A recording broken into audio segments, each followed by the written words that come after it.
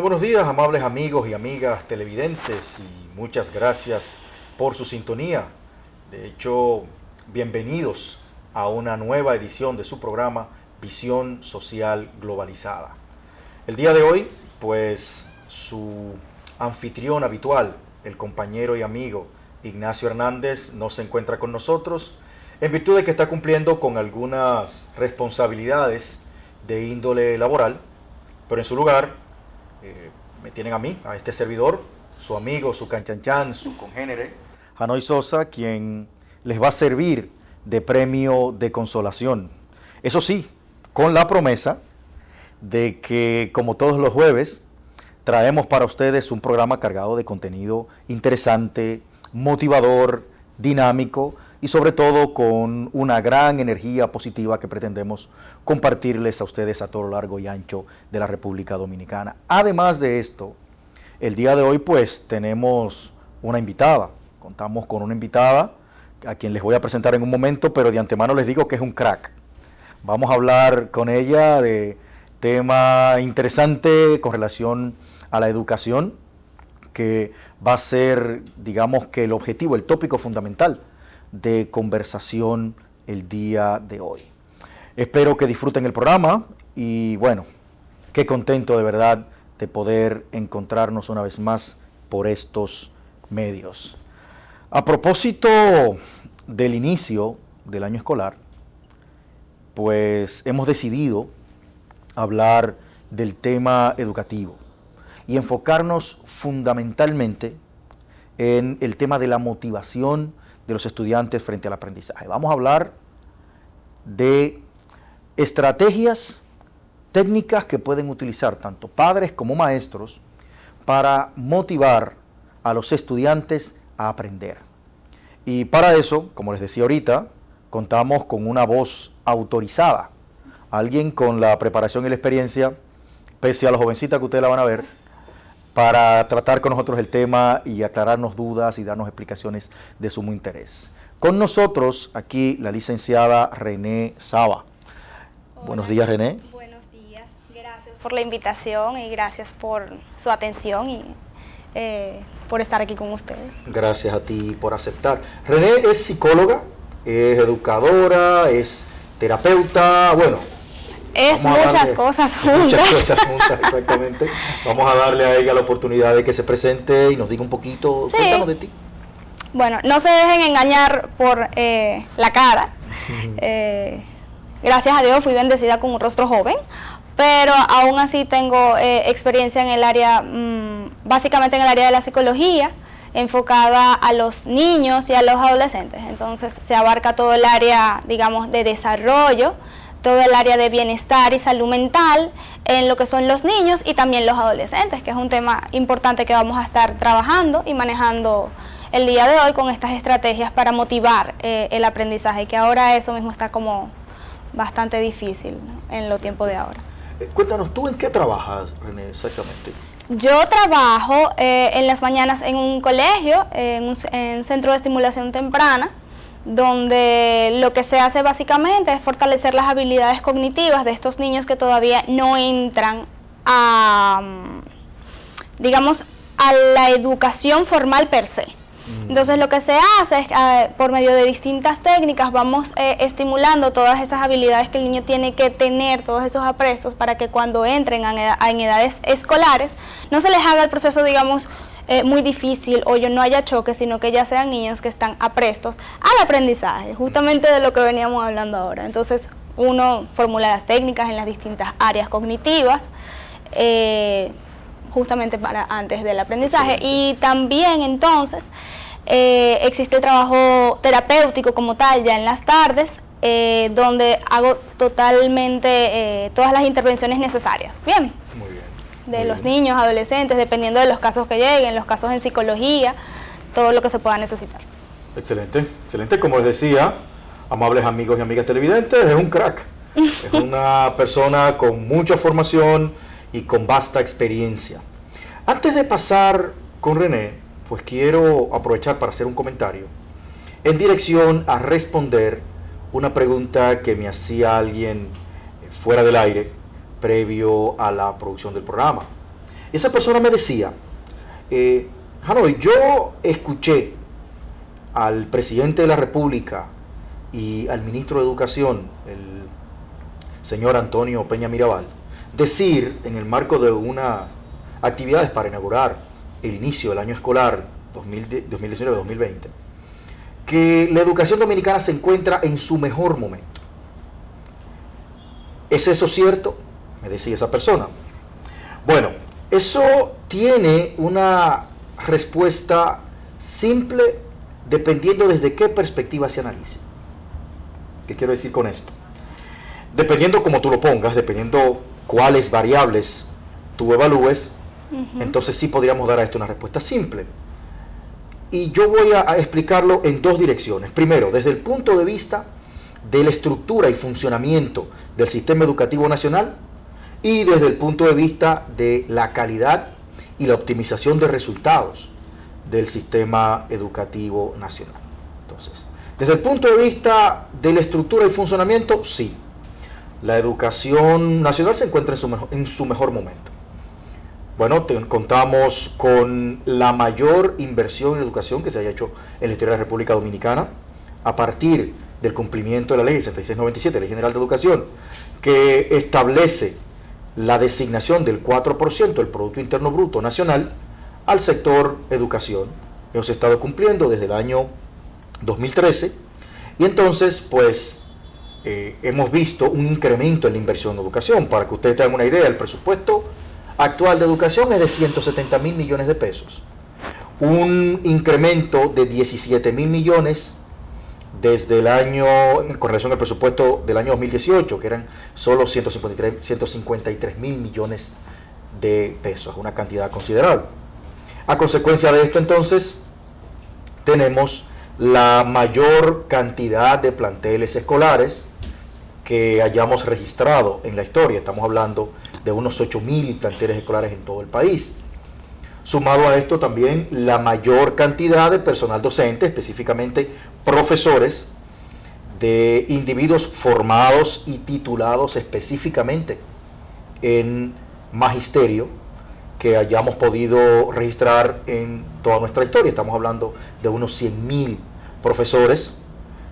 Sumado a esto tenemos, por ejemplo, la oficialización de la jornada extendida, que fue algo que lo que soñamos durante décadas y actualmente, según cifras oficiales, ya el 70% de los planteles escolares del país están, o no los planteles escolares, pero los estudiantes del país están inmersos en el sistema de educación de jornada extendida. Entonces, obviamente que esos son logros significativos, obviamente que esto altera positivamente la estructura y el funcionamiento del servicio de educación, Servicio Nacional de Educación de nuestro país. Pero ya si lo vemos desde el punto de vista de la calidad, entonces ahí es otro el sabor.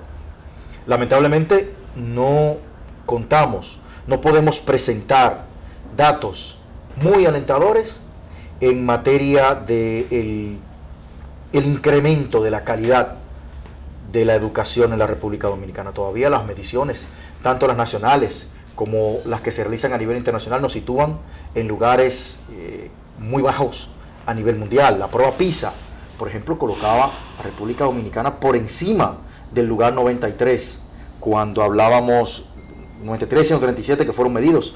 La última que se publicó fue en el año 2015. Estamos hablando de 93 y 137, es muy bajito cuando se habla de lengua española, cuando se habla de ciencias, porque cuando se habla de matemáticas todavía alcanzamos niveles mucho más bajos. Los resultados recientes de las pruebas nacionales también son bastante desalentadores. Entonces, en ese sentido, estamos hablando de que no podemos exhibir grandes logros. Igualmente, en cuanto a la calidad del personal docente, todavía estamos muy atrás en lo que debería ser la formación del personal académico que va a fungir como personal docente en las escuelas.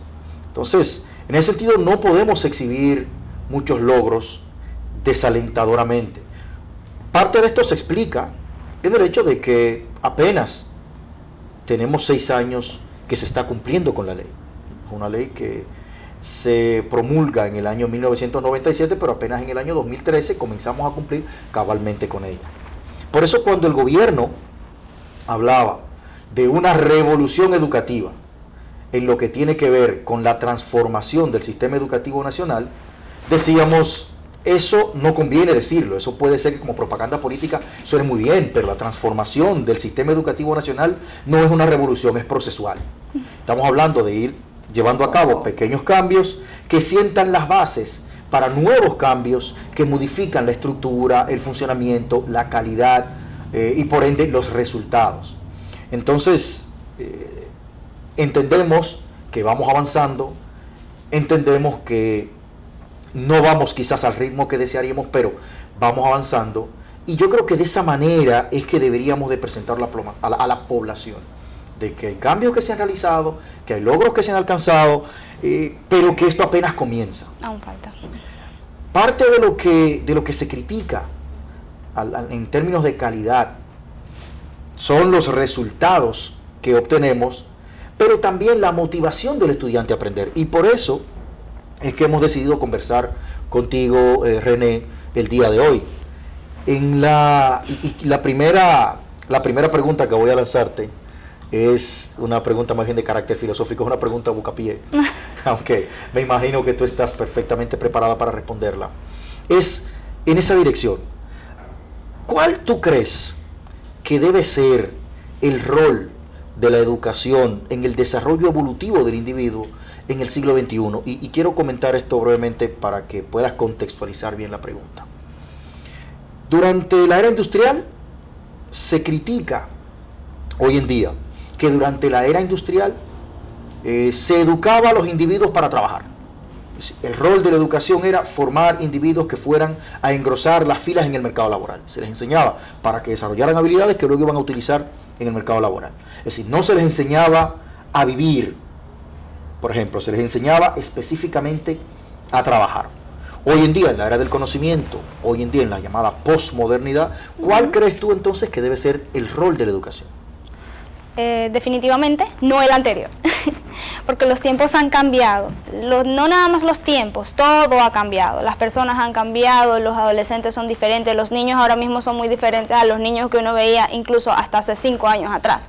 O sea, con lo que todo ha cambiado y no podemos seguir utilizando métodos ortodoxos a un nuevo mundo, por así decirlo. Bien, el rol sería más bien un rol de orientación, y no de orientación solamente laboral, no un rol solo de orientación académica, es un rol de orientación de vida.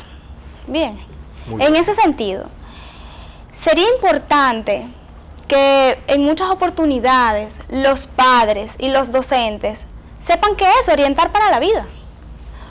Orientar para la vida es hacerte competente para todo lo que tú te vas a encontrar. Hacerte competente no solo para el trabajo. No solo para el trabajo. Es hacerte competente para el trabajo, claro que sí. ¿Y quién no quiere que su hijo o hija o que todos sus estudiantes sean exitosos? Todo el mundo lo quiere. Yo me siento feliz de que mis pacientes y mis niños, el día después yo los veo y los veo muy bien. Oh, qué bien, qué satisfacción. Pero no es solo eso. Es que sean efectivos, que sean buenos y satisfactorios en su trabajo, en su área académica, en su área social, con sus amigos, con su pareja, una vez que son ya grandes como padres. Y tú utilizabas un término muy interesante hace un momento en nuestra conversación detrás de cámara, de productividad social. Exactamente, que sean productivos socialmente y que no sean nada más productivos en el trabajo. Te conversaba que lo que lleva a esa visión anterior, lo que lleva a esa visión arcaica, es a profesionales que se enfocaron, dieron todo de sí mismos, se sacrificaron y sacaron una carrera universitaria, muchos muy buenos, ¿quién dice que no? Amén. Pero son profesionales que de corazón no sienten su carrera, que no tienen los valores y la ética para desempeñar una carrera de esa magnitud. Nos encontramos muchas veces con médicos que son médicos porque ganan mucho dinero, pero no es para atender precisamente las necesidades de salud de muchas personas que lo están necesitando. Encontramos muchas veces abogados Que entonces el tema de la corrupción ahí es bastante interesante, que entonces no te hacen un trabajo legal que realmente es necesario porque no hay un dinero de por medio. Entonces, ¿dónde está la productividad social? Tú educaste muy bien a ese abogado, tú educaste muy bien a ese médico, tú educaste muy bien a ese docente. ¿Cuál es la tasa de retorno a la sociedad luego de haber educado a este individuo, verdad? Exacto. Sí, también el mismo hecho de que seas buen profesional, pero que seas buen padre, pero que seas buen esposo, pero que seas buen hijo, que seas buen ciudadano. Exactamente. Entonces, yo siento, y quiero transmitirte la pregunta a ti, yo siento que el sistema educativo tradicional falló en la idea de formar ciudadanos, que quizás formó muy buenos trabajadores, que quizás engrosó muy bien las filas en el mercado laboral, pero falló en el sentido de formar ciudadanos conscientes, ciudadanos que fueran útiles y leales a la sociedad de la que provenían, ciudadanos que pudieran aplicar un esquema colaborativo. ¿Tú qué crees? Yo pienso que el problema está mucho más atrás. Entendemos que en la sociedad, el núcleo básico de la sociedad es la familia.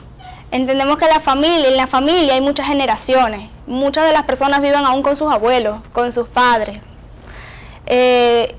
Eso es lo que están viendo ellos desde atrás. Si desde tan atrás sus abuelos le inculcaron eso a sus hijos y sus hijos a sus posteriores hijos, en lo que ellos lo que entienden es que tú tienes que trabajar porque sí, porque si no, no eres nadie, tú tienes que sacar una carrera universitaria porque sí, y si no te gusta, pues mal por ti. Es, digamos, el problema viene desde mucho más atrás.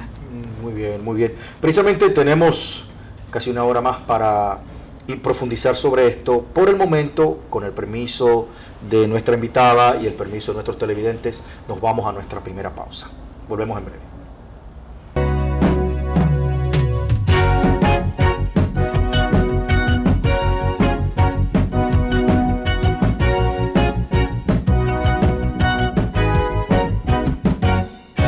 Gracias a la gestión del ingeniero Rafael Castillo, es un día memorable, porque por primera vez en nuestro país se va a tomar en cuenta a los trabajadores de la construcción, a las personas cuando su fuerza física no les da para trabajar, van a tener un lugar donde van a ser acogidos. Han ido precisamente en auxilio de una clase que no tiene otro amparo que no sea la ley 686.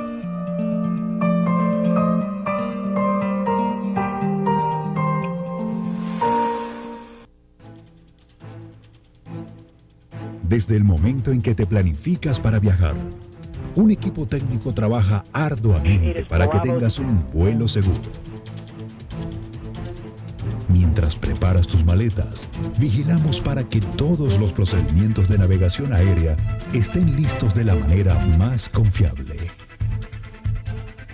Antes que llegues al aeropuerto, nuestros técnicos dan los avisos, aprueban el plan de vuelo y coordinan la ruta para garantizar que llegue feliz a su destino.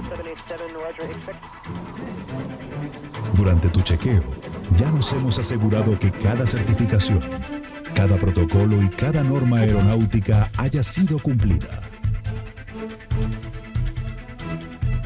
En el Instituto Dominicano de Aviación Civil trabajamos para supervisar y vigilar el cumplimiento de las normas internacionales sobre seguridad operacional de la aviación civil.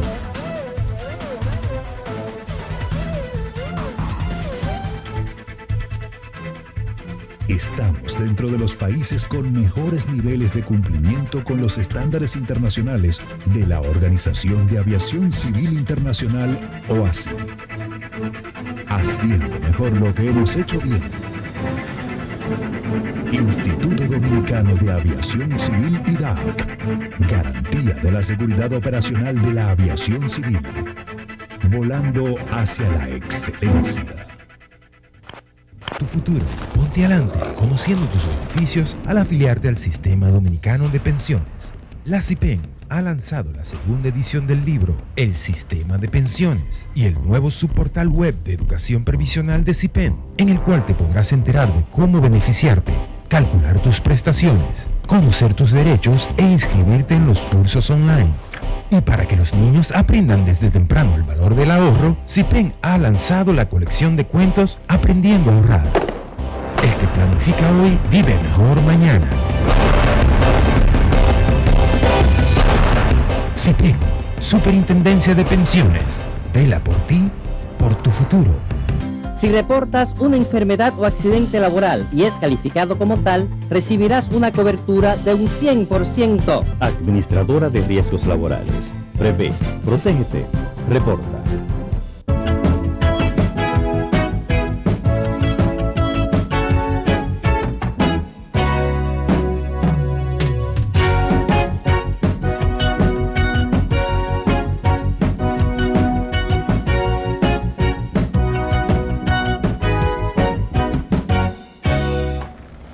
Amables amigos y amigas televidentes, gracias por seguir ahí. Estamos de vuelta luego de nuestra primera pausa en su programa Visión Social Globalizada, donde conversamos con la licenciada René Saba sobre las técnicas y estrategias que se pueden implementar para motivar el aprendizaje tanto dentro de la escuela como en la casa de niños, niñas y adolescentes. En ese sentido, conversábamos antes de la pausa de alguna crítica al sistema educativo nacional y caíamos en el tema de que estamos fallando en motivar a los estudiantes para aprender. Actualmente publicaba, o recientemente publicaba, el informe PISA, un estudio bastante interesante que hablaba de la llamada educación vacía. Exactamente. Educación sin aprendizaje. Estamos intentando transmitir información a personas que no les interesa. Entonces, en ese sentido, decían ellos, no hacemos nada con incrementar la inversión en educación por parte de los estados. No hacemos nada con que las instituciones privadas remocen sus estructuras, traigan maestros especializados, tengan instrumentos, actividades que potencialicen el aprendizaje, si el estudiantado no está interesado en aprender.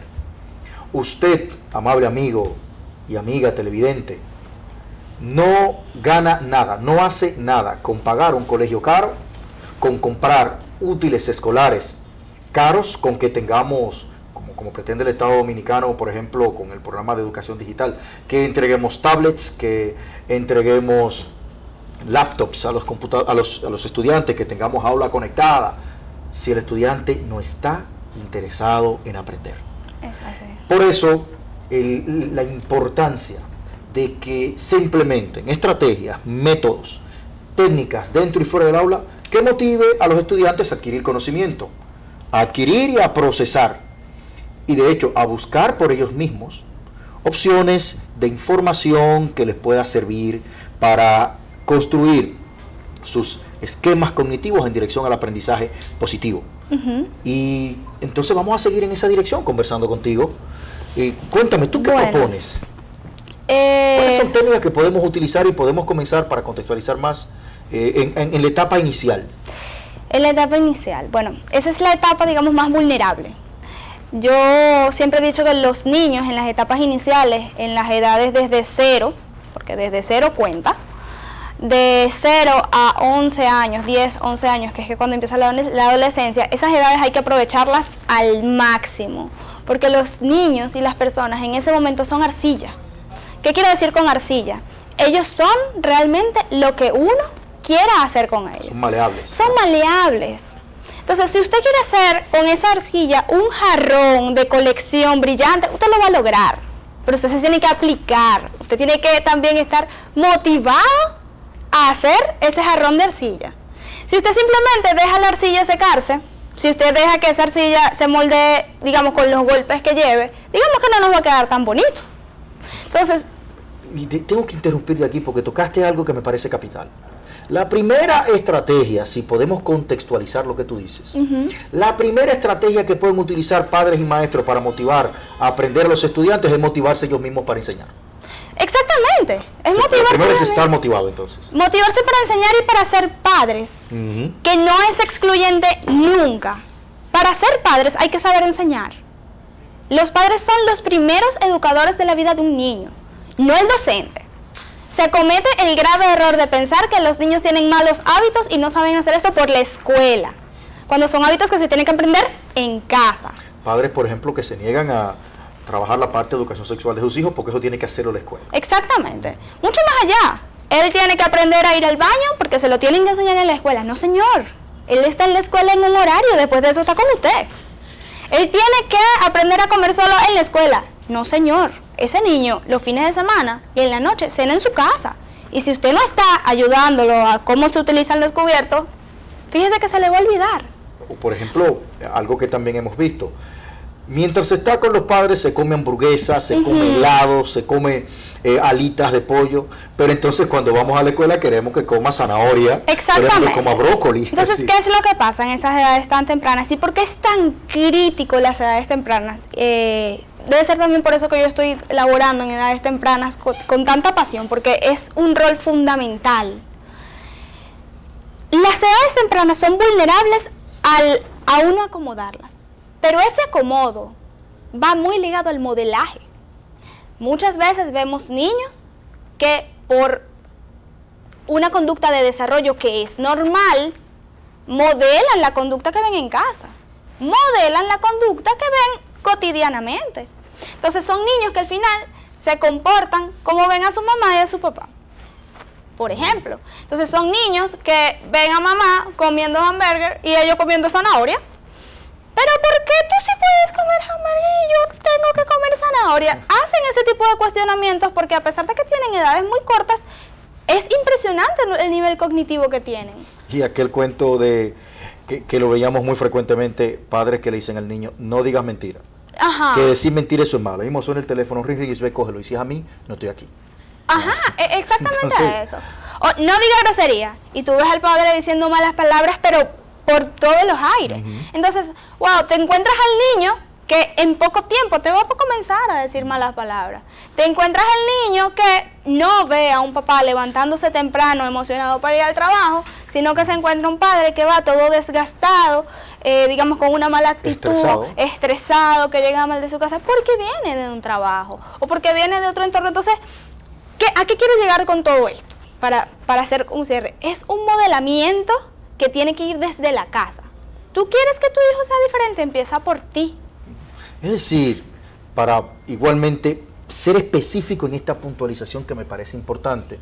Y a nosotros nos ve un público, y creemos que es una bendición, de todos los niveles académicos, de todos los niveles socioeconómicos. Por lo tanto, tratamos de expresarnos de manera que todos puedan entendernos. Si te comprendí bien, tú sostienes que la segunda estrategia fundamental para fomentar el aprendizaje es el ejemplo. Claro. O sea, la primera es la motivación. Padres, motívense, maestros, motívense para educar. Y segundo, entonces, eduquen con el ejemplo. Exactamente. Sé lo que tú quieres que tu hijo sea. Muéstrate ante tus estudiantes como un ejemplo a seguir para que puedan absorber los comportamientos, las acciones que tú pretendes transmitirles. Exactamente. Y eso el ejemplo tiene que ser un ejemplo congruente.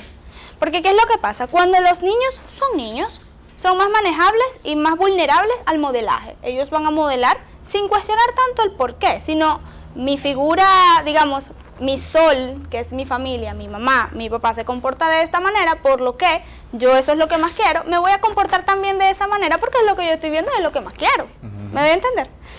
Ahora, cuando ya dejan de ser niños y tienen un pensamiento crítico, que empiezan a tener un juicio moral más parecido al de un adulto, que es esa edad de adolescencia. Comienza a cuestionar. Cuestionan no nada más ¿y por qué yo tengo que hacer lo que está haciendo mi papá? Si eso no lo hace feliz. Porque yo tengo que estar haciendo lo que está haciendo mi mamá. Si mi mamá llega desgastada todos los días y lo que hace es que se molesta y me trata mal. No es eso lo que yo quiero para mí, por ejemplo.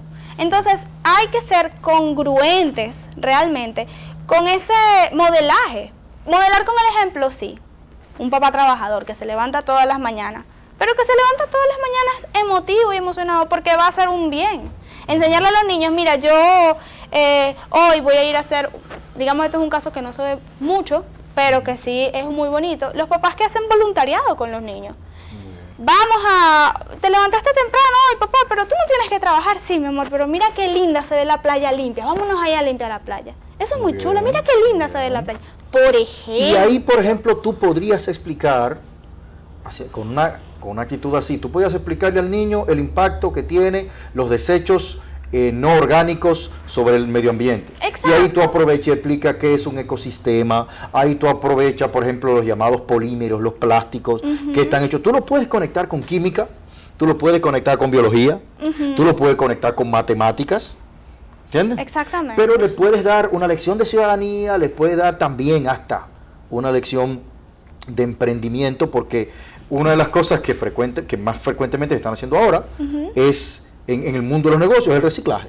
Una de las tendencias con mayor poder dentro del el empresariado, sobre todo el empresariado que está encabezado por millennials, esa sección del empresariado que está encabezado por millennials, es la reutilización, el reciclaje. Quiero ponerte esta situación. Un niño me dice que él no le interesa aprender matemáticas. Este muchacho de 9 años, 9, 10 años. Él no le interesa aprender matemáticas. Yo le pregunto que por qué. Y él me dice que le entiende que las matemáticas no le sirven para nada. Yo le pregunto que por qué. Y él me dice que su profesor sabe mucha matemática, pero anda a pie. Que Mozart La Para tiene un McLaren y no sabe nada de matemáticas. Entonces me dice, ¿para qué me sirve a mí la matemática si yo no voy a tener un McLaren? Entonces, ¿cómo motivaría yo a ese niño a aprender matemáticas? ¿Cuál sería una estrategia que se podría utilizar? Eso responde y va ligado a dos de las cosas que yo te había mencionado. Número uno, cuando son adolescentes razonan más, tienen juicio crítico y exploran el porqué de las cosas. Y salen ese tipo de comentarios, número uno. Y número dos, educar para la vida, orientar para la vida. ¿Cuál es la diferencia entre Mozart La Para y ese niño? ¿Cuáles serían esas diferencias, digamos, en comportamiento y en competencia? Probablemente el joven músico se tuvo que esforzar mucho para llegar a donde está. Probablemente ese joven músico tuvo que pasar momentos difíciles de esfuerzo y dedicación para llegar a donde está. Tuvo que aceptar mucha crítica. Tuvo que aprender a relacionarse de manera efectiva con los que estaban alrededor de él. Y tuvo que entrenar su mente, de hecho, para hacer lo que hace. Para lograr eso. Tuvo que desarrollar inteligencia emocional, porque estar en el medio de la comunicación no es nada fácil. Ok, está bien. En ese momento uno le responde a ese niño, ok, está bien, él no aprendió matemática, pero aprendió todo esto. ¿Qué de todo esto has aprendido tú? En ese momento, ese juicio, aunque uno no lo crea, ellos lo digieren, como que, oh, wow. Claro. Creo que ella, o él, o mamá, o papá, creo que tienen razón. Es decir, hay una pregunta esencial que los estudiantes tienen aunque no la presenten, y que los maestros deben hacerse ellos como una acción de empatía frente al estudiante. ¿Para qué me sirve lo que me están enseñando? ¿No? Decía Paulo Freire que debemos de enseñar desde el cerebro del que aprende. Es así. Sí, ver las cosas como las ve el estudiante. Debemos de ponernos en los pies del educando. ¿Verdad? Y en ese sentido, entonces, buscar cómo transmitir la información. ¿Sabe? ¿Para qué te va a servir lo que estás aprendiendo? Es una pregunta que todo el que aprende se hace. Un amigo en Sao Paulo me hacía, una vez que estaba de visita allí, me hacía un comentario de algo que ellos hicieron para resolver parte de eso. Decía, mira, yo enseñaba química en la escuela, en el bachillerato, y los estudiantes me decían, pero a mí, la química, ¿para qué me sirve? Y él dijo, a él se le ocurrió hacer el siguiente ejercicio. Dijo, mire, yo quiero que ustedes vayan a su casa y vean, cuando estén viendo televisión, la publicidad que más les llame la atención. Y elijan tres productos cuya publicidad a ustedes les llamó la atención. Y luego los traigan aquí. Bueno, así mismo hicieron. Fueron a la escuela con los 3 productos. Luego buscaron muestras de esos 3 productos. Uno de los productos, por ejemplo, era un yogur. Y dice ellos, mira, este producto me llamó la atención porque la publicidad dice que tiene esto y esto. Ellos tomaron una muestra, lo mandaron a un laboratorio, en el laboratorio lo examinaron y les devuelven con un listado de todos los productos, los componentes que tenía ese producto. Y resulta que era completamente diferente a lo que la publicidad decía. Los muchachos se empoderaron y llamaron al representante local de esa empresa, quien dio una serie de excusas. De hecho, hizo una donación a la escuela, al curso, y dio una serie de excusas de por qué había una discrepancia entre lo que ellos decían que tenía el producto y lo que realmente tenían. Bueno, dice el profesor, lo que ustedes debieron haber hecho fue llamar a la prensa, porque si ustedes llaman a la prensa, el problema se resuelve probablemente a nivel nacional. Pero de ahí ellos entendieron para qué les servía la química. Para entender que productos químicos están en los productos que yo consumo. Y me dice él que de ahí el nivel de atención del estudiante a la clase de química se potencializó. Porque tú comes, pero tú te pones productos, jabones, productos cosméticos, jabones, desodorantes, cremas. Tú quieres saber de qué están hechos. Pero tú utilizas productos como ropa, tú quieres saber de qué está hecha la ropa que tú utilizas. Entonces, esas son estrategias que podrían servir mucho. ¿Tú qué crees? Sí. Que la gente entienda para qué me sirve lo que estoy aprendiendo en función del estilo de vida que llevo. Exactamente. Básicamente, digamos en las materias más pesadas, que son física, química, matemática, donde el estudiante se ve más forzado porque entiende que son una serie de conceptos ambiguos, de los cuales nada más entiende una que otra letra, es totalmente abstracto. Por más que tú me pongas un ejemplo, me va a costar muchísimo entenderlo. Colocarlo en la cotidianidad los hace, digamos, entrar en razón de, ¿por qué me puede servir esto? Algo que tú acabas de mencionar, que creo que también te lo había dicho otras cámaras, es importante la vocación que tenga el docente.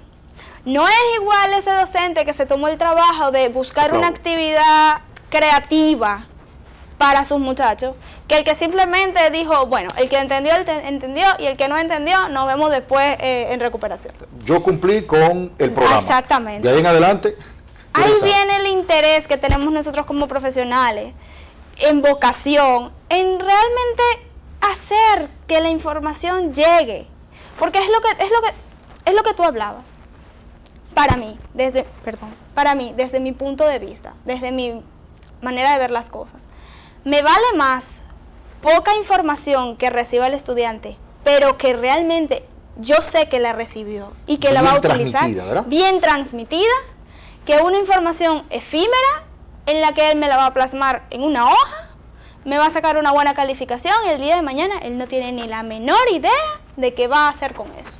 Mucha información que no me sirve de nada, entonces es preferible poca información, bien recibida, debidamente procesada. Esos muchachos probablemente ya ven los alimentos y van a utilizar esa información, y ahí venimos con el sentido práctico de las cosas.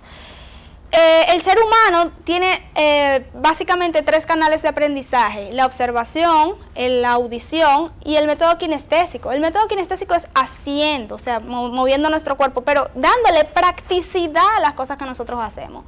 La mayoría de las cátedras que tienen este tipo de formación tienen una práctica. Señores, aprovechemos esa práctica. ¿Por qué la práctica de matemática tiene que ser resolvamos tales ejercicios? No, ¿por qué no mejor nos trajemos, qué sé yo, caramelos y chocolates? Y entonces en los niños que son, digamos, más pequeños, vamos a hacer todos una ronda y empezamos a intercambiar caramelos y chocolates. Yo estoy segura que los niños van a llegar a la casa hablando de caramelos y chocolates. Claro. Y no de que, mamá, no me acuerdo cuánto es 5,4. No lo entendí. Claro. Va a ser totalmente diferente. Con los adolescentes, igual manera.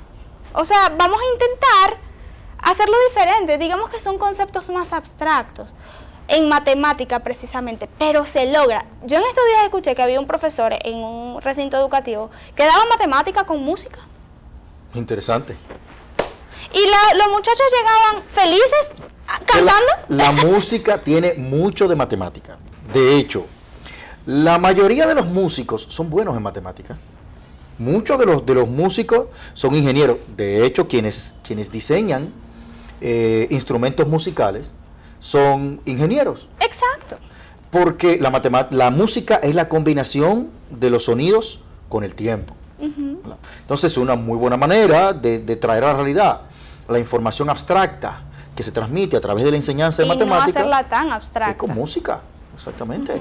Interesante. Yo recuerdo alguien que planteaba en una de sus clases, la matemática está en todo. Por ejemplo, aquella llamada proporción áurea. O sea, el cuerpo, la naturaleza en sentido general, está diseñado en función de una proporción. 1.918. Sí. Si tú coges y mides a una persona desde la cabeza hasta los pies y lo mides desde la cabeza hasta el ombligo, y tú coges y tú divides la medida que te dio de la cabeza a los pies entre la medida que te dio de la cabeza al ombligo, te da 1.618, perdón. Si tú tomas y mides la mano desde la muñeca hasta la punta del dedo mayor y lo divides y lo mides desde la muñeca hasta la mitad de la mano y lo divides una entre otra, te va a dar 1.618. Si tomas el dedo y lo mides desde la falange hasta la falangeta, y desde la punta del dedo hasta la falangeta y divides las dos medidas, te va a dar 1.618. Si tomas, lo haces con una hoja, lo haces con un árbol, esa es la llamada proporción áurea. Eso es matemática. Uno de los individuos que descubrió esto y que lo implementó hasta la saciedad fue Leonardo da Vinci. Por eso sus obras muestran ese nivel de perfección. Claro. Cuando un estudiante entiende eso, dice, wow, pero es verdad que las matemáticas están en todo, y es verdad que las matemáticas son muy útiles para todo, sirven hasta para pintura. Si tú le dijeras a un estudiante que no sabe esto, ¿qué tiene que ver matemática con pintura? Arte. ¿Con arte? Con te diría, Vinci. yo no sé. Nada.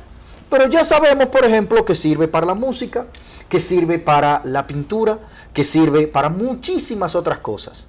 Tenemos que ir a nuestra segunda pausa.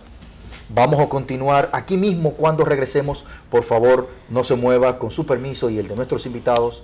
Volvemos en un momento.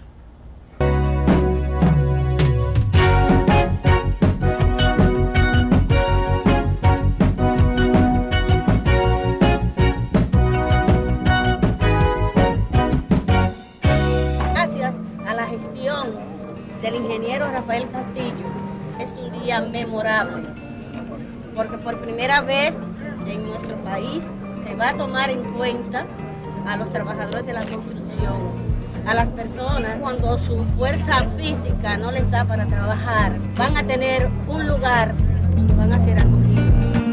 Han ido precisamente en auxilio de una clase que no tiene otro amparo que no sea la ley 686.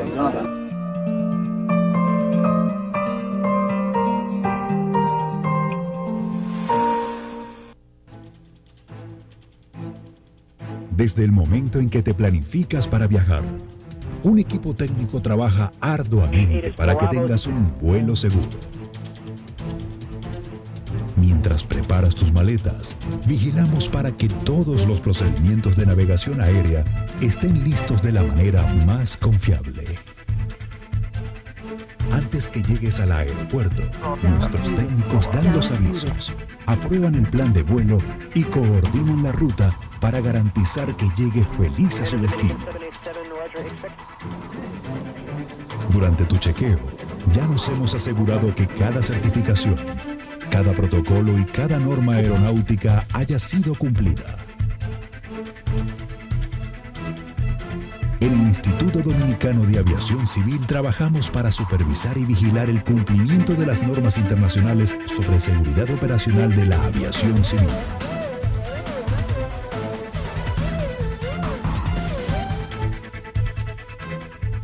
Estamos dentro de los países con mejores niveles de cumplimiento con los estándares internacionales de la Organización de Aviación Civil Internacional, OACI. Haciendo mejor lo que hemos hecho bien. Instituto Dominicano de Aviación Civil IDAC. Garantía de la seguridad operacional de la aviación civil. Volando hacia la excelencia. Tu futuro, ponte adelante, conociendo tus beneficios al afiliarte al Sistema Dominicano de Pensiones. La CIPEN ha lanzado la segunda edición del libro El Sistema de Pensiones y el nuevo subportal web de educación previsional de CIPEN, en el cual te podrás enterar de cómo beneficiarte, calcular tus prestaciones, conocer tus derechos e inscribirte en los cursos online. Y para que los niños aprendan desde temprano el valor del ahorro, CIPEN ha lanzado la colección de cuentos Aprendiendo a Ahorrar. El que planifica hoy vive mejor mañana. CIPEN, Superintendencia de Pensiones. Vela por ti, por tu futuro. Si reportas una enfermedad o accidente laboral y es calificado como tal, recibirás una cobertura de un 100%. Administradora de Riesgos Laborales. Prevé, protégete, reporta.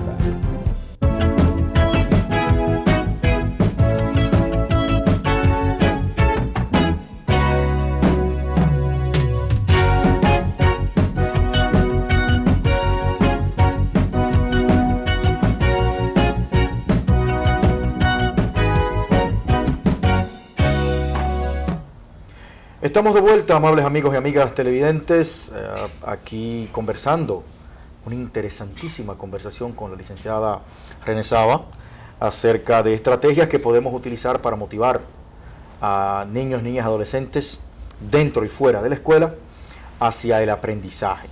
Entonces, antes de la pausa, René, comentábamos sobre el ejemplo como herramienta de educación, la motivación del que va a educar, del que ejerce la función de educando. Hablábamos también de plantear aspectos interesantes que son desconocidos para el estudiante sobre las asignaturas que se le están transmitiendo, sobre las matemáticas, me hacías el comentario de la relación de las matemáticas con la música, etcétera. ¿Qué otra estrategia podemos utilizar? Las estrategias van a venir de donde nosotros las queramos buscar, porque lo único que hay que tener bien claro es el que lo quiero hacer, tener la disposición. Es abrir la mente. Es abrir la mente. Estamos en una época, señores, que hay que aprovecharla. Tenemos oportunidades que nuestros papás y nuestros abuelos no lo tenían. Estamos en una era digital, todo es digital. Tenemos tablets, computadoras, laptops, televisión, Smart TV, o sea, tenemos una cantidad de cosas y herramientas que solo usamos para la vanidad, que si nosotros de verdad le diéramos el provecho necesario, el provecho no necesario, pero el que puede dar, wow, nos diéramos cuenta de cuántas cosas podemos aprovechar. Así es. Los invito padres, los invito maestros a que en su cuando descarguen aplicaciones, hay aplicaciones a nivel educativo, hay aplicaciones para enfocar memoria, hay aplicaciones para incentivar la atención, hay aplicaciones para incentivar la matemática, y créanme que en esta era digital, cualquier niño que usted le ponga en un lado un papel con hoja, pero en un lado una tablet con la misma información, se va a sentir más atraído a la tablet.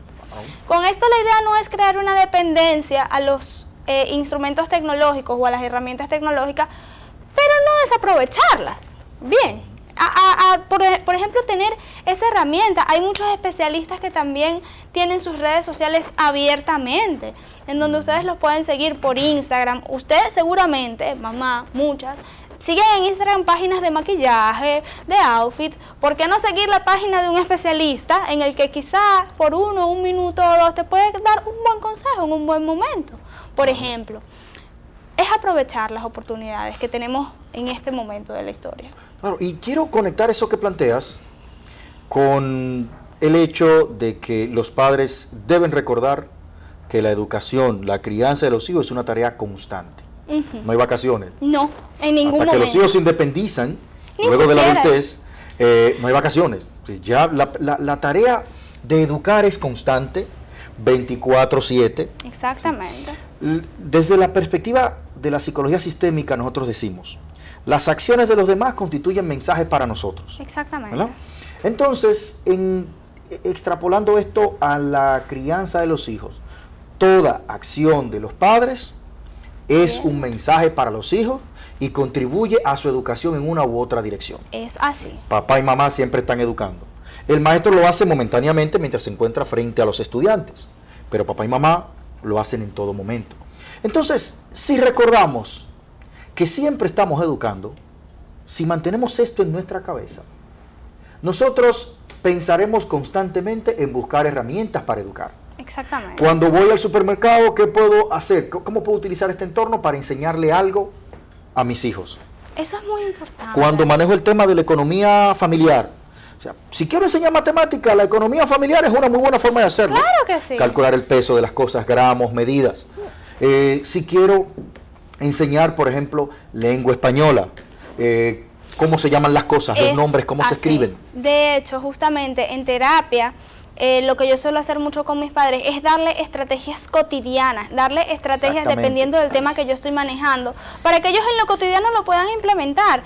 Digamos, no simplemente mi niño está aprendiendo a usar los colores. Muy bien, cuando usted vaya al supermercado, pregúntele de qué color son las galletas que a él más le gustan.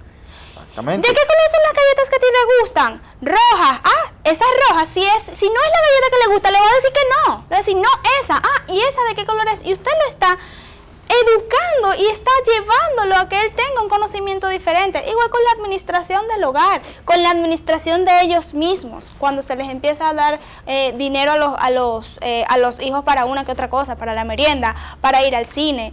¿Cuánto cuesta esto? ¿Cuánto cuesta la entrada al cine? ¿Te da? ¿No te da? Saca la cuenta. Eso es desde básico, desde muy abajo. El lenguaje, incentivar la literatura, señores.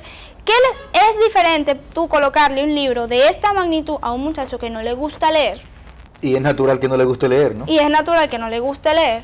Que a que tú le des 5 hojas de una información que a él le parece, digamos, novedosa o que sea buena. Por ejemplo, el incendio del Amazonas, que fue recientemente. Dale 1 o 2 hojitas de lo que significa el Amazonas y convérsalo con él para ver realmente si ese niño o ese adolescente está teniendo la comprensión lectora que realmente debería tener para su edad. Y cuando el niño te dice que sabe algo, por ejemplo, cuando el niño te dice que él sabe que el impacto que tiene el incendio del Amazonas en el mundo, si no solamente afecta a los brasileños, sino a todo el mundo, y tú le preguntas, ¿dónde lo aprendiste? Lo aprendí en la escuela. Ah, pues tú ves la importancia de la escuela. Exactamente. Tú aprovechas y resaltas la importancia de la escuela en ese sentido. Cuando él te dice que conoce el color del cereal que más le gusta, ¿dónde lo aprendiste? Eso me lo enseñó mi maestra. Ah, tú ves lo importante que es ir a la escuela. Si no hubieses ido a la escuela, no lo habrías aprendido. Exactamente. Es que sobre todo cuando yo, en mis pacientes, en los casos de los niños que no van a terapia, pues queda excluido un punto. Yo siempre he abogado por una tríada. Para que existan cambios a nivel terapéutico, para que existan cambios en un niño o un adolescente, tienen que estar ancladas 3 piezas, que son el terapeuta, la familia y la escuela. Si esas 3 piezas no están ancladas, digamos que usted no está llevando a su niño al psicólogo, pero ok, usted tiene 2 piezas, que si no están ancladas, probablemente el resultado no va a ser tan bueno. Tienen que estar trabajando para lo mismo y en lo mismo y manejando el mismo contenido siempre. Muy bien. Entonces los padres no pueden desligarse en ningún momento, ni del proceso educativo, ni del proceso terapéutico. No deberían. Si realmente quieren y tienen esa expectativa tan amplia de su niño, ellos también tienen que saber que tienen que comprometerse con eso mismo para que en algún momento ellos puedan estar sueltos. Pero hasta el momento, en los momentos de desarrollo, incluso hasta los 19 años, diría yo, el padre no se puede despegar, ni deslindar de ese desarrollo, ni académico, ni social, ni moral, ni físico, en ningún tipo. Muy bien. René, lamentablemente el tiempo en televisión es un tirano y hoy la verdad que ha resultado corto para poder conversar contigo, aunque ha sido muy interesante las cosas que nos has dicho. ¿Cuál sería tu mensaje final? Si pudieras hacer algún resumen así breve para que lo recuerden los amigos televidentes sobre estas estrategias, ¿qué les dirías en resumen? Yo les diría que aquellas personas que se dedican a educar, los educadores y los padres que son educadores tiempo completo, asuman la responsabilidad que tienen en sus manos. Porque no es simplemente educar para que llegue una información y ya. Es educar porque tú estás teniendo un impacto y así hay que internalizarlo, así hay que entenderlo para que las personas le den la importancia que lo tiene. Yo estoy metiendo mis manos y manipulando la mente y la formación de una persona que el día de mañana va a ser quien es, motivado a algo que yo estoy haciendo. Y estamos hablando de personas que son cosas muy invaluables, que son tesoros de la humanidad. Y digamos que si las personas tuviesen tan en cuenta que ellos están teniendo el impacto que tienen, un impacto en esa vida de esa persona que es tan importante, creo que lo tomarían con un poquito más de seriedad. Muy bien, muy bien. Y lo harían quizá mejor. Entonces aprovechemos la oportunidad de hacer personas mejores. Excelente, excelente. Igualmente les digo, padres, maestros, no importa qué tanto se invierte en educación, no importa a qué colegio usted mande a sus hijos, el factor humano que representan padres y maestros es determinante para el logro de los objetivos de aprendizaje. Padres, involúcrense de manera directa, como le decía René, en la formación de sus hijos, para que puedan motivarlos. El padre involucrado genera un estudiante, un hijo empoderado, y por ende, entonces, eso potencializa el aprendizaje. Lamentablemente, hemos llegado al final de la edición de nuestro programa del día de hoy. Sumamente agradecidos, primero con René por haber venido el día de hoy, haber compartido información tan valiosa. Segundo, con ustedes por estar ahí recibiéndonos como siempre en sus hogares. Será hasta la próxima y les mandamos un abrazo desde aquí. Que Dios les bendiga.